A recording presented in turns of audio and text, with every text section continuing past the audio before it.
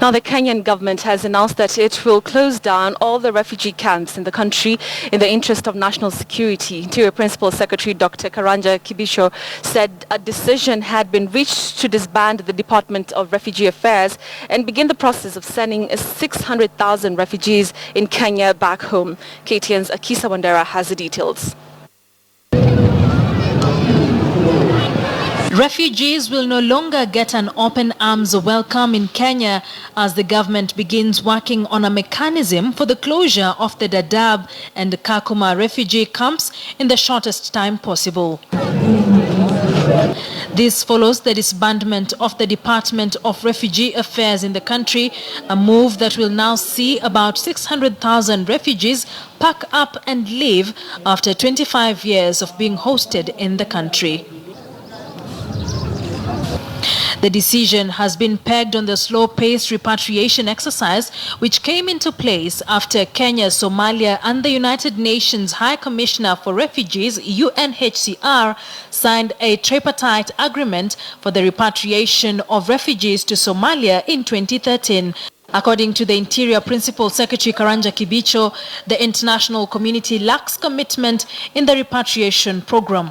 The consequence of no movement and lack of interest by the international community in this repatriation program means a lot of burden to the Kenyan government in terms of support of the refugees. The Interior PS also says the government has been in a dilemma over playing home to the world's largest refugee camps and at the same time ensuring security for its citizenry. Of course, with the accompanying challenge in security, you know, this country has continued to face a lot of threats, mainly from Al-Shabaab and terror groups.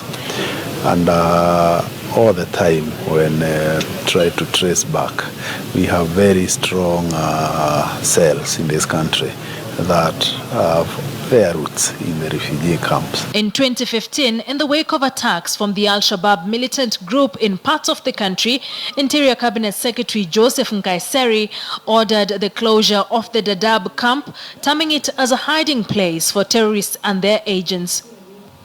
However, after intense pressure from the international community, Kenya backtracked on plans to close down the refugee camp.